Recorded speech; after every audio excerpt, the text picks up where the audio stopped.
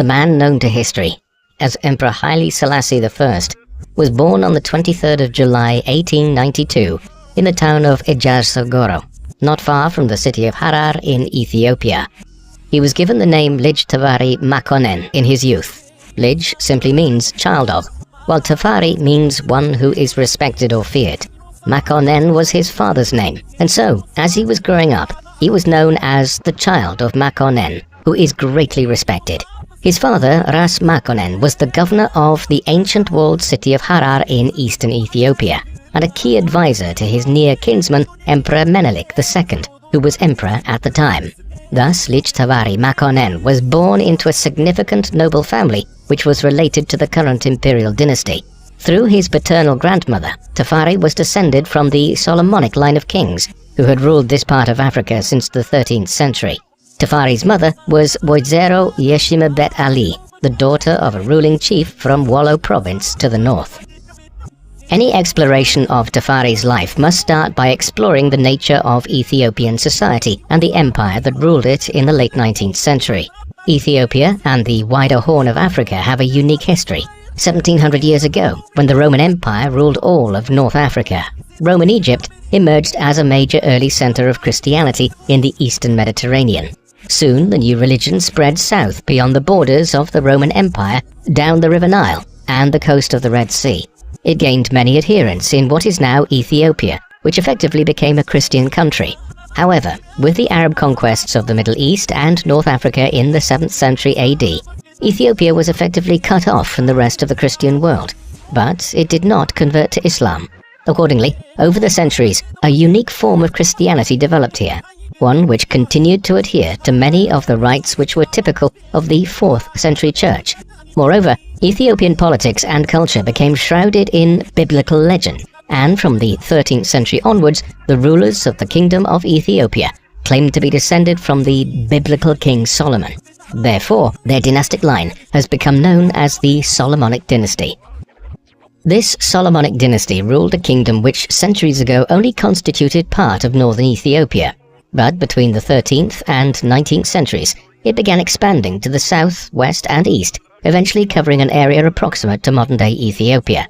As it did so, the Ethiopian Empire became a multicultural state, one which had many different ethnic peoples living under the rule of the emperors. The foremost of these were the Oromo and Amhara people, who between them made up over half the population of the empire. But significant minorities included the Somalis in the far south and east of the country, and the Tigrayans in the northeast. These different ethnicities spoke different languages and had somewhat different appearances. For instance, the Oromo are a Cushitic people who dominated the northwestern part of the country and had been more responsive to the spread of Islam into the region. The Amhara are a Semitic people who dominated the highlands of Ethiopia and were much more committed to Oriental Orthodox Christianity. These ethnic and religious divisions would influence Selassie's rule and indeed the entire history of modern Ethiopia. Indeed, so central are they to the country's history that the alternative name which was used for the Ethiopian Empire at the time of Tafari's birth was Abyssinia, from the Arabic Habasa term for mixture, a reference to the multicultural nature of the empire. By the mid-19th century, the Ethiopian Empire had become one of the most powerful states in Africa, and it needed to be, for the great European powers were entering into a period of accelerated colonization of the continent. To the north, Egypt had effectively become a British protectorate, and British rule was being extended down the River Nile into Sudan, Ethiopia's western neighbor, and eventually into Uganda and Kenya, the southern neighbors of Abyssinia. To the east of Abyssinia, along the coastline of the Horn of Africa, a number of European powers acquired territory through treaties and military intervention in the years leading up to Tafari's birth. The foremost of these was the Kingdom of Italy, which acquired the colonies of Italian Somaliland and Eritrea in the 1880s, comprising most of the modern-day countries of Eritrea and Somalia. The British and French also carved out small enclaves in northern Somaliland. In the end, nearly all of Africa was annexed by the European powers in what has become known as the Scramble for Africa.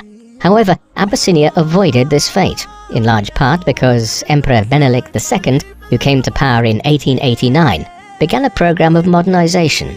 He established Addis Ababa as a strong new capital in the center of the empire and developed an alliance with the Russian Empire from 1893 onwards. Through this, the Russians sent military advisors, scientists and economists to Abyssinia to advise the country on how to modernize its government, economy and military, with a view to withstanding encroachments by the Italians, British, French and others. Thus, when Tafari was born in 1892, a new era of Ethiopian history was beginning. As a son of a major Ethiopian noble, Tafari was afforded honors from a young age. For instance, when he was just 13 years old, he was given the title of Dejazmach of Gara Mulata, an administrative region near the city of Harar. Dejazmach literally means keeper of the door, and shows that he was a protector of sorts of the region, while still barely a teenager. Yet there was little sign at this time that he would ascend to a position of imperial authority, for despite the fact that he was related to the imperial family, Emperor Menelik II had a clear line of succession in place. He had two daughters, Shaurega and Zewditu. Through these, Menelik had several grandsons, one of whom, Lij Iyasu, the son of Shaurega, was eventually designated by Menelik as his successor. Meanwhile, Tafari's youth also saw a concerted effort by the Kingdom of Italy to connect its two colonies of Eritrea and Somaliland by conquering Abyssinia. In 1895, the Italians invaded Abyssinia, but Emperor Menelik's modernization efforts proved beneficial, and the short-lived First Italo-Ethiopian War ended a year later in 1896, when an Italian invasion force of some 15,000 men were decisively defeated by a much larger Ethiopian army of upwards of 75,000 at the Battle of Adwa. With this, Abyssinia's independence was secured for a generation. In his teenage years, Tafari was promoted further within the empire. In 1907, for instance, he was appointed as a governor of the province of Sidamo in the south of Ethiopia. He sired a daughter during this time, the future Princess Romanwalk, though the identity of her mother is not entirely certain. In 1911, he married Menen Asfau, also a member of the imperial family. This was around the time when Emperor Menelik II, who was nearing his 70th year, became increasingly more incapacitated due to a series of strokes he had suffered. He eventually died in 1913, leaving his 18-year-old grandson, Liju Iyasu, as the emperor designate. Iyasu had been serving as de facto emperor for some time by 1913, on account of his grandfather's illness. Under such circumstances, this might have allowed him to solidify his position in advance of the emperor's death. But instead, the direct opposite had occurred. Iyasu had found himself increasingly opposed by the Council of Ministers which his grandfather had established, and even by his own aunt, Menelik's younger daughter, Princess Zewditu. Thus, when Menelik finally died in December 1913, the Council of Ministers and the princess suppressed news of his passing and did not confirm Iyasu as the new emperor. He was left to enjoy some semblance of power in the months that followed, but his accession would never be proclaimed, and he would never be given an imperial name. There were multiple reasons for this opposition to Iyasu. Firstly, in the final years of Menelik's reign, the young prince had shown himself disinclined to the kind of administration and management which was necessary for the ruler of a rapidly modernizing empire. Secondly, and more importantly, there were concerns that he was disposed to Islam over the Christian faith, which was central to Ethiopian political life. The latter issue was unacceptable to the Council of Ministers, and when rumors that Iyasu had converted to Islam mounted in the mid-1910s, they moved to depose him as emperor in the autumn of 1916. He was placed under arrest and would spend the rest of his life, down to the mid-1930s, in detention. Following his removal from power, Zewditu was proclaimed as Empress of Ethiopia. But with the succession now unsure, it was decided that her cousin, Lij Tavare Makonnen, the future Emperor Haile Selassie, would be appointed as her regent and designated successor. Evidently, Tafari's tenure as a regional governor of several provinces in the late 1900s and into the 1910s had been successful, and he had weathered the political intrigue of the years of Iyasu's brief reign very well. Thus, the stage was set for Tafari to one day succeed Zewditu, who was entering her 40s when she became empress and did not have any other clear successor. In the years that followed, a clear delineation developed within the government of Abyssinia between Empress Zewditu and the regent Tafari. She was a traditionalist and a conservative ruler, while he was following the path hewn by Emperor Menelik II in wishing to modernize Ethiopia. In theory, the empress was by far the more powerful figure, but her position was weaker than any of her predecessors as ruler of Abyssinia, for the simple reason that she was a woman in a society which prioritized male rule. As such, Tafari was able to claim a great deal more influence than would have been typical of the power dynamic between them in most other circumstances. Both had their factions. She was favored by the Ethiopian church, which looked kindly on her conservative values, while Tafari was supported by a clear majority of the Council of Ministers. Eventually, in the course of the 1920s, he emerged as the more powerful figure, and long before her rule would end, Zewdito had begun to withdraw from government and allowed Tafari to continue his modernization efforts in the 1920s. The modernization program, which was implemented in the 1920s, was multifaceted. Much of it centered on trying to modernize the government and administration of Abyssinia to make it more like those of the European powers. There was a precedent for this. The non-European power which had modernized most effectively in the 19th century was the Empire of Japan. It had done so by adopting Western methods and had thus resisted Western encroachments and established itself as a major power itself in the Far East by the 1920s. Abyssinia aimed to at least partially emulate this approach. Thus, a Western-style government was established by Tafari, one with ministers responsible for individual aspects of governance. In tandem, there was a move away from the feudal nature of Ethiopian government to a political system where individuals were promoted based on their abilities rather than their noble rank. Finally, Abyssinia applied for membership in the newly established League of Nations, a forerunner of the United Nations.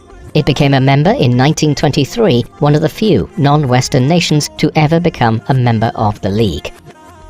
Even more significant were the attempted economic and social reforms which were introduced during the reign of Empress Zewdito and the regency of Tafari. Already the first electricity grids had been introduced to Addis Ababa in the mid-1910s, and this was expanded outwards in the 1920s. At the same time, efforts were initiated to begin linking the main cities with roads and eventually railway lines. The telegraph and other communication systems, which had become commonplace in the Western world in the second half of the 19th century, also finally arrived to Abyssinia, albeit in a limited fashion. The National Bank of Ethiopia was founded in 1927 to bolster the economy, and excessive lending rates were prohibited. Perhaps most importantly, the judicial system was overhauled with the Feta Negas law code, a legal system which had been used in Ethiopia for centuries and which imposed brutal punishments for moderate crimes, such as the loss of a hand for being found guilty of theft, was gradually phased out in favor of a Western judicial system based on elements of the civil and common law. But there was a major backward element to Abyssinian society which remained. Slavery was still widespread here, a century after it had been prohibited throughout much of the Western world. Tokenistic efforts were made to end this in the 1920s as the Western powers criticized the retention of the system in Ethiopia. But Tafari was unwilling to commit to any major efforts to eliminate it from Abyssinian society at this time. Meanwhile, Tafari's international reputation was growing, and by the end of the 1920s, he was increasingly viewed as the face of Abyssinia on the world stage, rather than the empress. Much of this was owing to numerous trips abroad and state visits.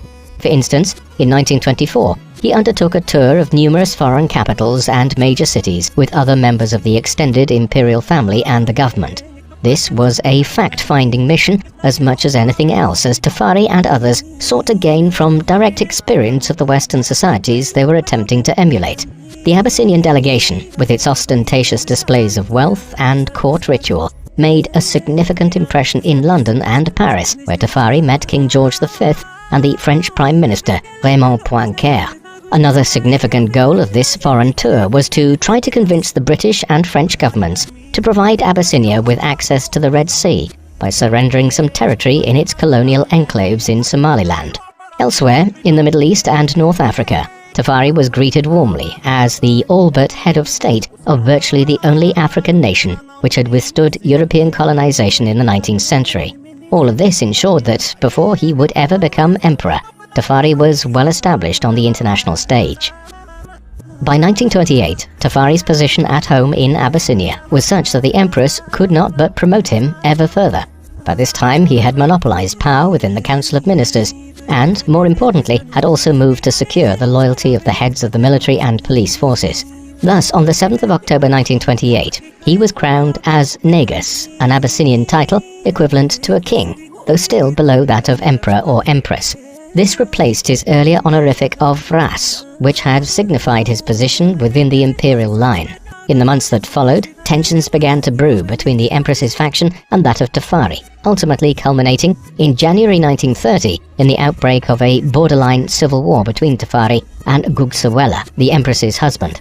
He not only wished to reassert his wife's authority within the empire, but now had designs of replacing Tafari as the head of the government and having himself crowned as emperor.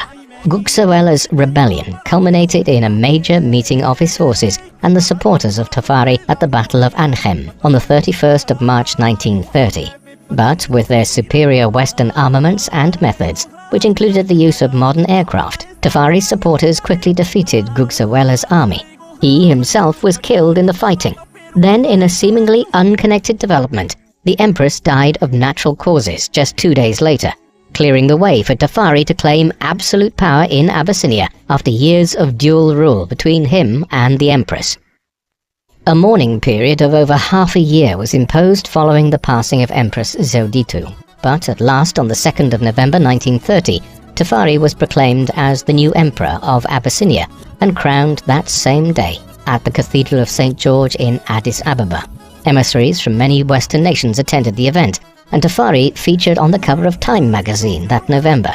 He also adopted a new name and title. The title he obtained was now Negusa Nagast, the King of Kings, while his imperial name would be Haile Selassie. Haile means power of, and Selassie means Trinity, so the name Haile Selassie effectively means the power of the Trinity. However, as we will see later, the former name he bore for much of the 1920s, Rastafari, was to gain currency again in later years and become increasingly well-known globally. More immediately, in the early 1930s, just after his accession as Emperor Haile Selassie I, the new ruler of Ethiopia quickly oversaw the introduction of Ethiopia's first modern constitution in 1931.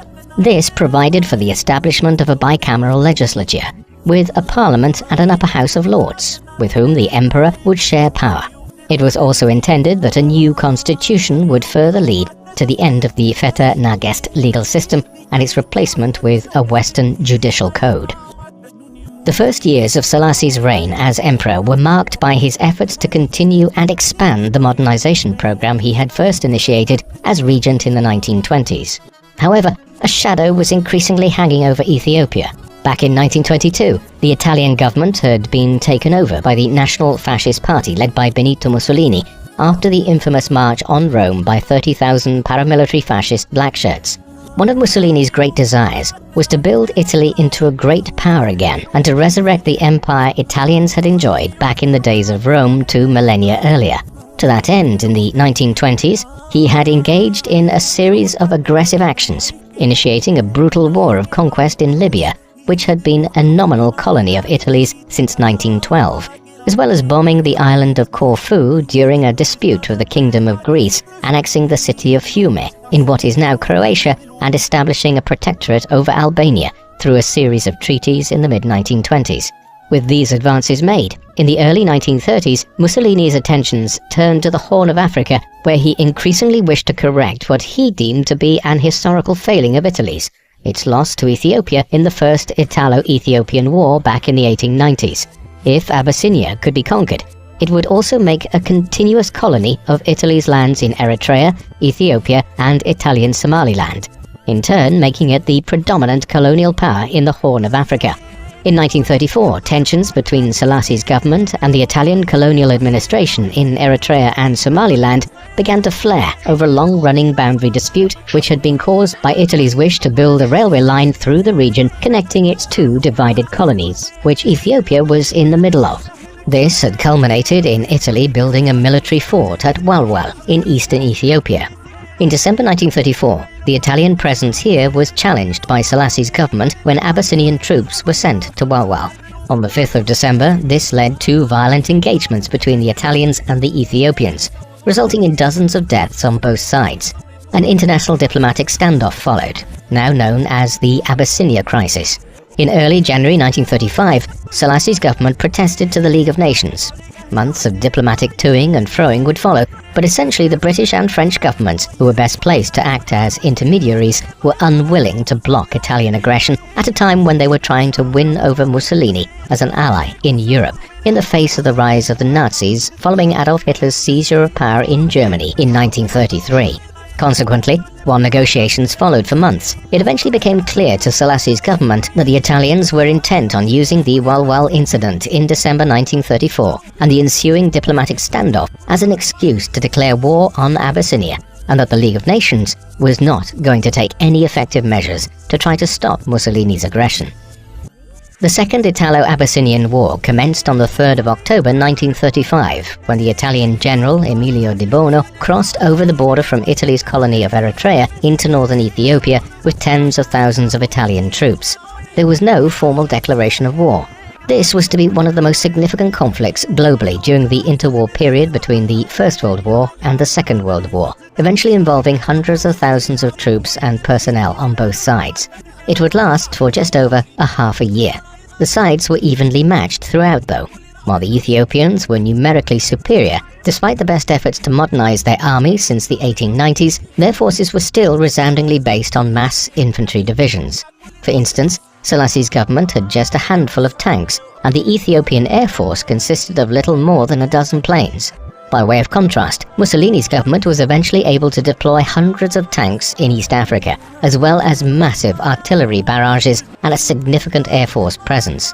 Thus, while the Italian army would be shown in later years to be enormously deficient in European terms, the war, which was initiated in the autumn of 1935, was clearly a David versus Goliath type conflict, in which the Italians had the upper hand in a way which they had not back in 1895 when the First Italo-Ethiopian War was launched.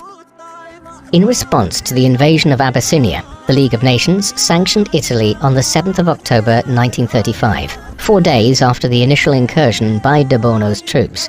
The two primary countries within the League to whom the responsibility fell for challenging the Italian government's actions were Britain and France, who were the foremost colonial powers across the African continent and who had colonies nearby themselves in Somaliland, and all across Ethiopia's western and southern borders in Sudan and Kenya in the case of Britain.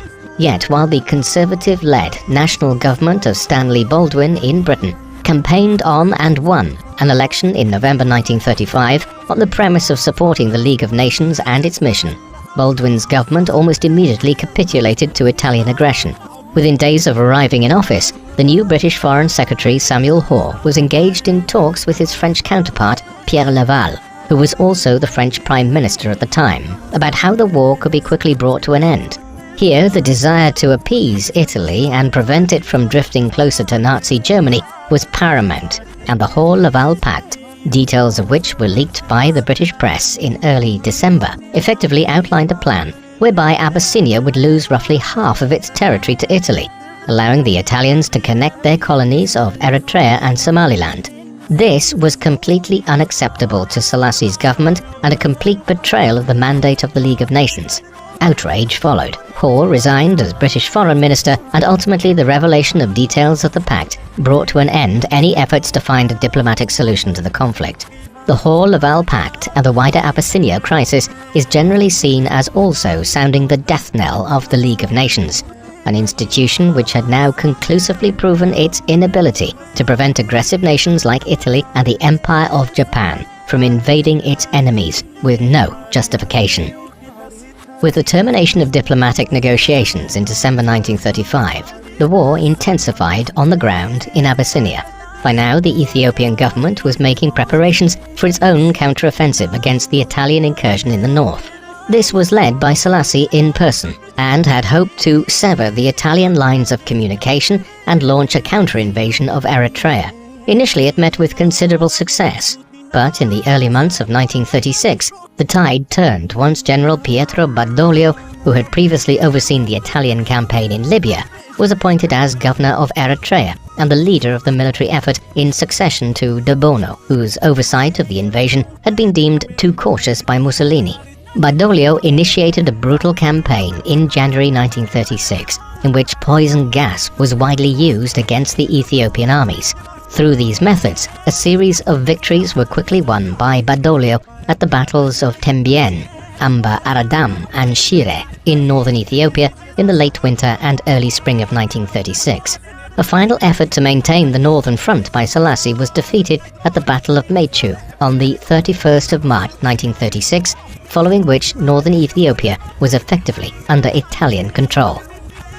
On the 26th of April 1936, Badoglio launched what he termed the March of the Iron Will, a swift drive southwards from the northern front around Dessie in Wollo province towards the Abyssinian capital of Addis Ababa, a distance of some 200 kilometers. The campaign was accompanied by much fanfare and propaganda in the fascist media back home in Italy.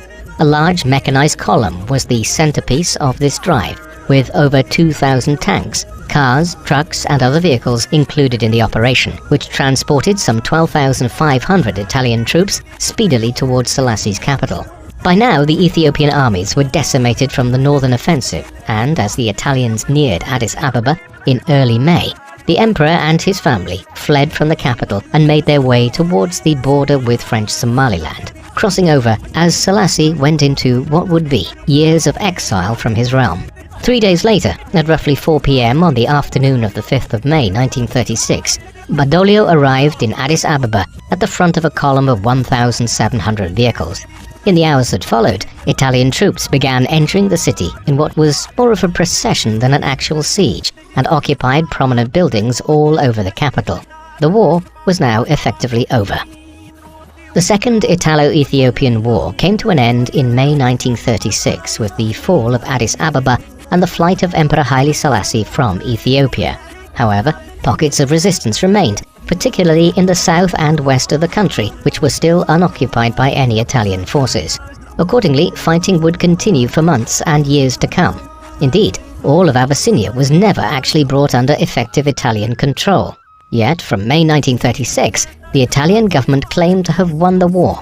As such, the new colony of Italian Ethiopia was declared to be in existence by Mussolini on the 9th of May 1936.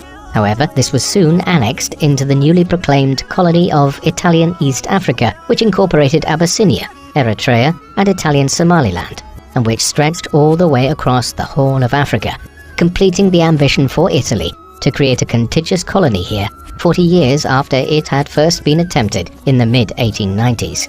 Here, the Italians would impose a brutal form of colonial governance, following many of the quasi-genocidal policies which had been developed in Libya in the 1920s, of confining thousands of people to concentration camps and favoring a divide-and-rule policy, whereby the different ethnic peoples of Ethiopia were pitted against each other.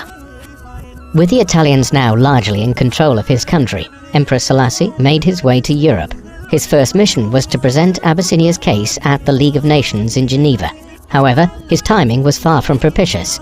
In Europe, Nazi Germany had initiated an aggressive program of military rearmament in 1935, and in the spring of 1936, while Selassie was fighting in northern Ethiopia, Hitler had ordered his troops into the Rhineland of western Germany, which German troops had been prevented from entering under the terms of the Treaty of Versailles, the treaty that brought the First World War to an end. Consequently, the governments of Britain and France were no more willing to adopt an aggressive stance against Italy in 1936 than they had been the previous autumn. Nevertheless, while his efforts at redress were in vain, Selassie gained acclaim for a speech he made at a meeting of the League on the 12th of May 1936, in the course of which he denounced the rise of fascism and the use of poison gas by the Italians in East Africa. He was subsequently named Time magazine's Man of the Year, but the result for Ethiopia was the same. The League was unwilling to take concerted action against Italy, which in any event withdrew from membership of it in December 1937. Meanwhile, Selassie headed for England, where he would live in exile throughout the late 1930s. While he was in exile in England, the world's politics was in continual flux. Germany's aggression intensified in 1938 with the annexation of Austria and then Czechoslovakia in 1939. When the Nazis invaded Poland the following September, Britain and France declared war, triggering the start of the Second World War. For the time being, Mussolini adopted a cautious stance and did not enter the war. But when the Germans undertook a blistering military campaign in the summer of 1940 that effectively brought continental Western Europe under Berlin's control, the Italians decided to side with Hitler. Declaring war on Britain and France on the 10th of June 1940, and invading southeastern France in an effort to acquire territory there. What this now meant was that the Italians and the British would square off to each other in East Africa. On the 13th of June 1940, an Italian air raid was launched against British Kenya in the first action of the East Africa campaign. This was all part of a wider Italian initiative to conquer Britain's colonies in Egypt and Sudan, and thus unite Italian East Africa with Italy's growing expanse of territory in North Africa. At first, these campaigns proceeded well for Mussolini, but by early 1941, the weaknesses of the Italian military were becoming wholly apparent. Early in 1941, with Italian operations in the Sahara Desert faltering, Mussolini called on Hitler for aid. A German expeditionary force, the famous Afrika Korps, led by Erwin Rommel, was dispatched to North Africa that March, but there would be no major military support offered to the Italian position in East Africa. Thus, in the course of 1941, the British gradually turned the tide here and began pushing the Italians back into Ethiopia and Eritrea after their initial advances into Sudan and Kenya. By this time, Selassie had left Britain and had returned to the Horn of Africa to oversee parts of the campaign to reclaim his homeland from the Italians himself. The fighting here was undertaken by a broad mix of British, Ethiopian, Eritrean, Free French and Free Belgian forces. Crucially, they had naval superiority, and by early 1941, a new front was being opened in Eritrea following a naval operation in the Red Sea. As a result, by the late spring of 1941, the Italian defense was collapsing on all fronts as the troops in East Africa found themselves effectively cut off from major reinforcement by Mussolini's government. Finally, on the 5th of May 1941, in an event which was stage-managed to occur exactly 5 years after Badoglio had arrived with his Italian forces to Addis Ababa, Selassie re-entered the capital of Ethiopia and proclaimed the liberation of the country from Italy. The restoration of the Solomonic dynasty and Emperor Haile Selassie to power in Ethiopia carried a proviso from the British, who had largely restored the emperor to power. Slavery had to be banned entirely in Ethiopia. There had been piecemeal efforts at doing so as far back as the 1850s, at which time Britain was using its influence as the global superpower of the 19th century to try to curb the slave trade across Africa. These had intensified under Emperor Menelik II and during Selassie's time as regent back in the 1920s, but slavery had never fully been eradicated in Ethiopia and was still a feature of Ethiopian society when the Second Italo-Ethiopian War was initiated in 1935.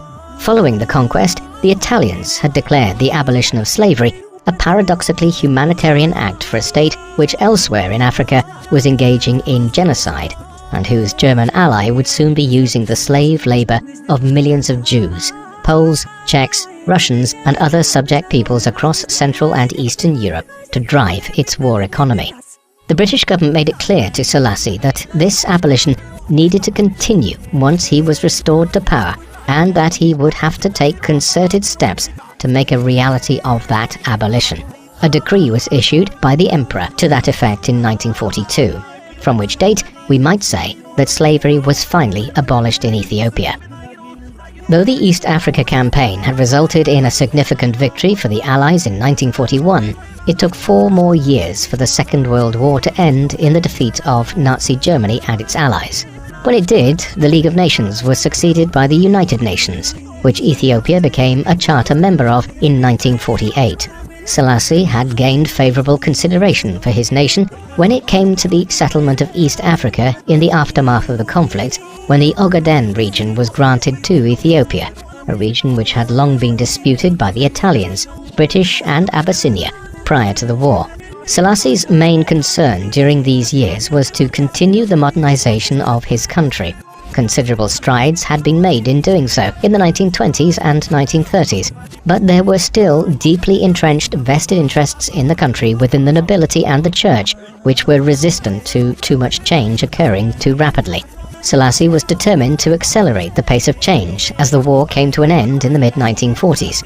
Eventually, this would result in 1955 with a revised constitution, which moved beyond the Constitution of 1931 and incorporated elements of the US Constitution.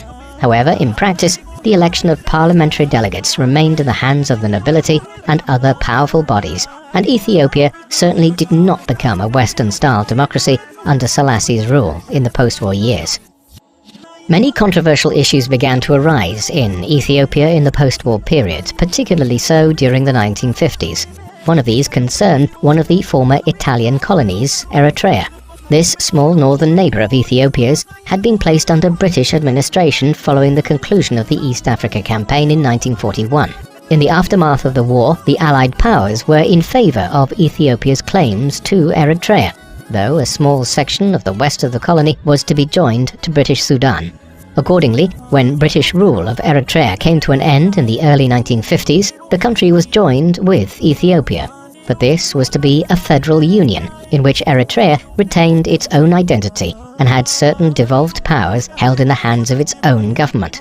Selassie, though, was determined to bring Eritrea, which provided Ethiopia with access to the Red Sea, under greater centralized control.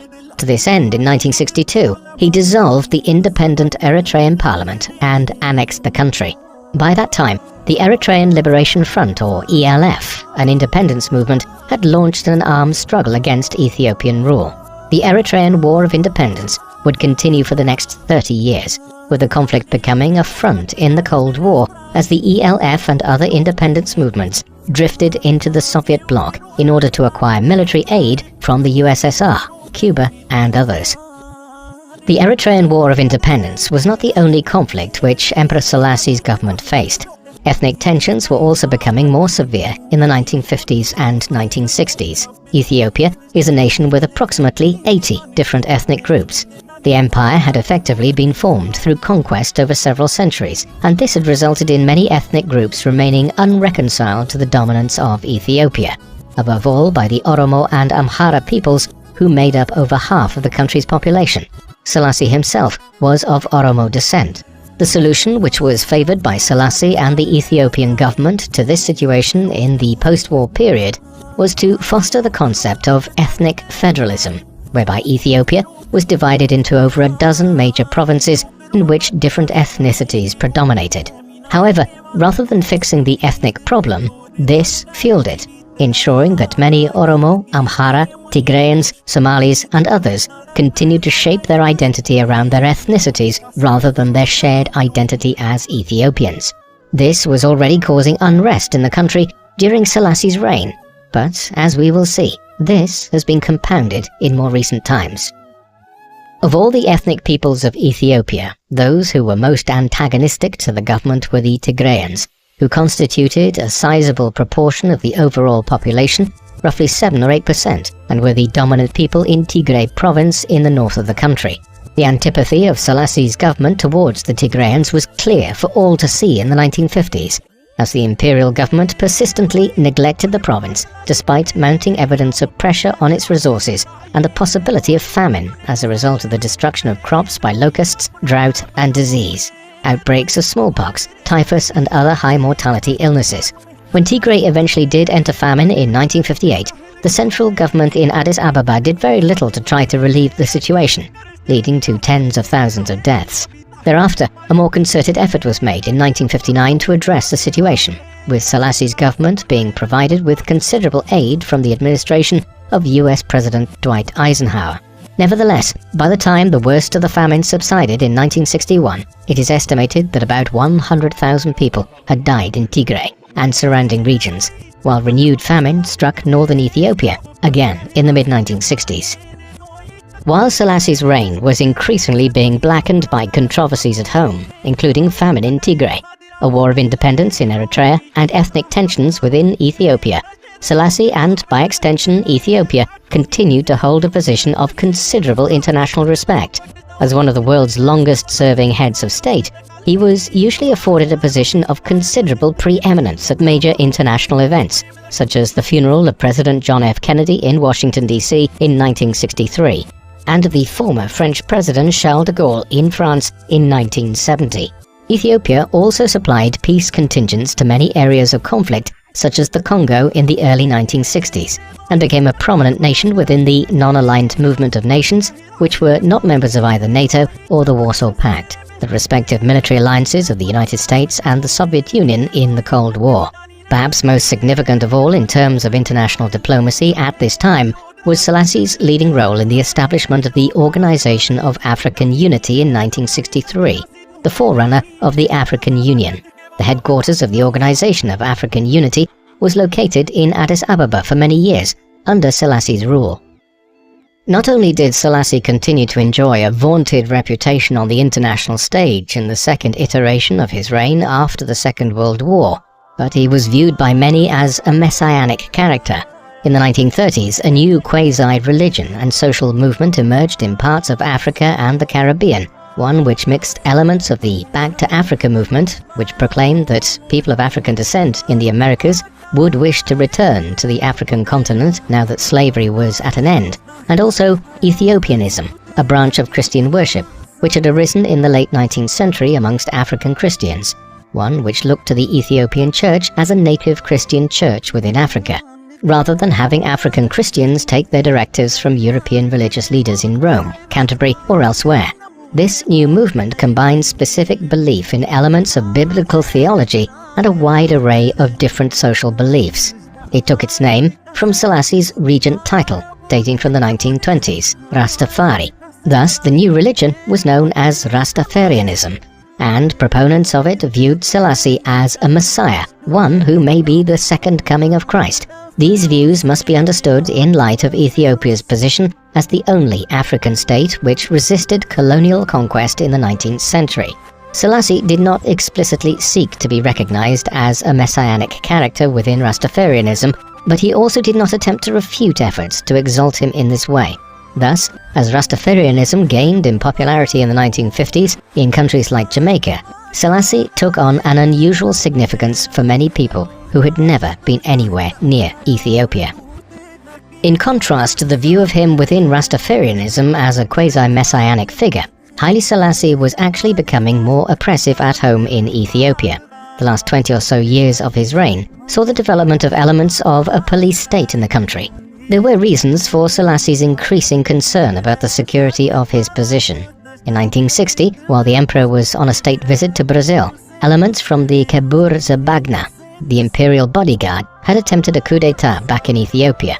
Led by the brothers Gerimane and Mengistu Newe, the insurrectionists had proclaimed Selassie's son and heir, the Crown Prince Asfar Wasson, as the new emperor. The prince appears to have been held captive, but how complicit he might have been in the coup attempt remains unclear to this day. In any event, after 4 days of violence in and around Addis Ababa in mid-December, resulting in over 300 deaths, the attempted overthrow of the emperor had been suppressed, and the leaders were killed.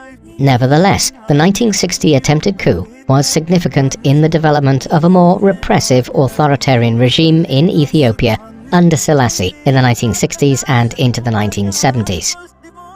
Hand in hand with the development of this more authoritarian streak in Ethiopian politics was a growing disdain for human rights in the country.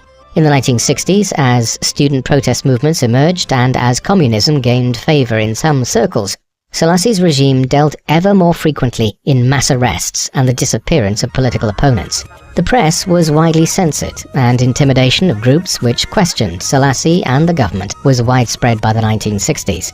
Compounding matters was the war in Eritrea, where the Imperial Ethiopian Army was engaging in civilian atrocities by the late 1960s. For instance, in December 1970, over 800 civilians were killed by Selassie's forces when they attacked the village of Ona. Moreover, at Hazemo in July 1967, over 170 men were killed by Ethiopian soldiers.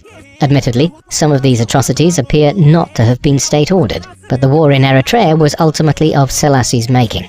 Unsurprisingly, by the early 1970s, despite the general positive view of Selassie internationally, civil rights groups such as Freedom House were declaring that Ethiopia was moving towards being a repressive authoritarian regime where human rights were being contravened. By the early 1970s, Selassie's rule and government was becoming increasingly unpopular among substantial sections of the population of Ethiopia. He still garnered support amongst traditional groups such as the church and the nobility, who had much to lose if the old imperial order was overthrown, but many others had no affinity for the ancient ruling dynasty. This disaffection was further compounded in 1972 by the onset of a new severe famine in Ethiopia.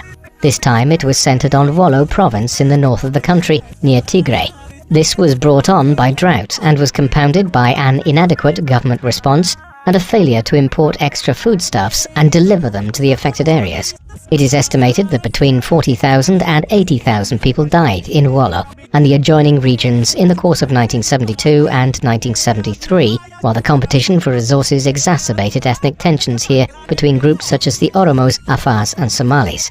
What was worse, news soon spread that, at the height of the famine, foodstuffs which were actually being successfully produced in Wollo were being exported out of the region to Addis Ababa and other parts of Ethiopia. Eventually, the unrest at Selassie's reign began to boil over. Perhaps this was unsurprising. In 1972, as famine was gripping Wollo, the emperor had turned 80 years of age. He had been in power, in one form or another, for over half a century, albeit as regent for the first 10 or so years, and with a hiatus between 1936 and 1941. The first signs of disturbance arose in January 1974, when garrison soldiers in the town of Negeli Borana mutinied over a lack of clean drinking water and poor paying conditions. In a symbolic gesture, they detained one of their commanding officers, Lieutenant General Derese Dubale, and made show of him having to drink the water they were forced to consume. This resonated with many across Ethiopia, who were disgruntled at the rigid social structure which prevailed in the country, and the perception of there being an elite of individuals who were connected to Selassie's regime. In early February, as news of the mutiny spread, protests and insurrectionary movements developed across the country. Crucially, many elements within the military and the police services joined the disturbances. This augured ill for Selassie, whose grip on power, like any authoritarian ruler, could only be maintained so long as the military and security forces remained loyal. By early March, Selassie was under sufficient pressure that he made a number of announcements that political concessions would be made to make ministers and senior government officials more accountable to the parliament. Moreover, the 1955 constitution would be re-evaluated to see how Ethiopia's politics could be made more inclusive of different groups within the empire. Yet, these compromises failed to stem the tide of unrest. Instead, labor unions called for general strike action across the country in March 1974, and early in April, the significant Muslim minority in the country began agitating for greater religious freedoms. By that time, elements of the military were evidently in charge of much of the running of the government, and Selassie was losing control of the situation. However, it was not until June that the infamous Derg was set up. This was officially known as the Provisional Military Administrative Council, and consisted of relatively low-ranking army officers and officials who effectively seized power in the summer of 1974. That summer, they began a campaign of arrests of prominent political figures and issued a manifesto of proposed reforms. Finally, on the 12th of September 1974, 44 years after he first became emperor and nearly 6 decades since his accession to a position of preeminence in Ethiopian politics, the Derg deposed Emperor Haile Selassie. Following his deposition, Selassie was placed under house arrest. His son, Crown Prince Asfar Wasson, who had been proclaimed as emperor by the leaders of the failed coup of 1960, was now again proclaimed by the Derg. He was not in Ethiopia at the time, and decreed that his father's deposition and the actions of the Provisional Military Administrative Council in proclaiming him as emperor were illegitimate. Accordingly, in March 1975, the Derg abolished the Ethiopian monarchy altogether, bringing the empire to an end and ushering in the creation of a new Ethiopian state. Meanwhile, the new military junta had spent much of the winter of 1974 and the spring of 1975 overseeing the execution of hundreds of those who were associated with the old imperial regime. This included some collateral members of the imperial family, notably Iskender Desta, a grandson of Selassie's, who had also been a prominent figure within the Ethiopian navy. The signs for the former emperor were ominous, and several months later, on the 28th of August 1975, state media announced that Selassie had died the previous day, the 27th of August. The official cause of death, at 83 years of age, was given as respiratory failure, but Selassie had almost certainly been strangled to death by Derg soldiers. His remains were interred under a concrete slab in the grounds of the Imperial Palace in Addis Ababa. They were only finally removed in 1992 and placed in Holy Trinity Cathedral in Addis Ababa, near those of his auspicious predecessor, Emperor Menelik II. By the time Selassie was killed, Ethiopia had descended into a long civil war from which it would not emerge until the early 1990s. The Derg established Ethiopia as a Soviet-aligned country, espousing Marxist-Leninist principles in the mid-1970s. It was opposed by rival revolutionary groups such as the Ethiopian People's Revolutionary Party and the Tigray People's Liberation Front. Compounding matters was the ongoing War of Independence in Eritrea, and from 1977 onwards, a further regional conflict as Ethiopia found itself at war with Somalia over possession of the province of Ogaden. In this morass of political conflicts, political violence amplified across the country, with tens of thousands being killed in the Red Terror unleashed by the Derg regime in the second half of the 1970s. By the 1980s, the Ethiopian Civil War was made even more traumatic by the arrival of new famines, the biggest wave coming between 1983 and 1985, in which upwards of 500,000 people perished. The fighting only eventually came to a conclusion in 1991, once the collapse of the Soviet Union ended the flow of weaponry into the Horn of Africa. By the time it ended, nearly 1.5 million people had died from the combined effects of military conflict, disease and famine. The end of the Ethiopian Civil War in 1991 brought about a brief respite from the country's woes. A new constitution was established in the mid-1990s, while Eritrea finally gained its independence after 3 decades of fighting. There were then efforts to create an ethno-territorial federal state, where different ethnic groups had control over different provinces of the country where they were dominant. However, renewed problems soon arose. A new war erupted with Eritrea in 1998. The initial fighting ceased in 2000, but border tensions and intermittent conflict have remained a perennial problem in northern Ethiopia. Internally, Ethiopia's efforts to resolve its ethnic tensions by creating a federal state have largely failed. In particular, the government's antagonism towards the Tigray minority in northern Ethiopia, which is a deep-rooted legacy of Selassie's time as emperor, has come to international attention in recent years. In 2020, the Ethiopian federal government effectively initiated a war against Tigray, one which is ongoing as of late 2022, and which has resulted in war crimes, mass famine, and behavior by the government which many international observers see as genocidal.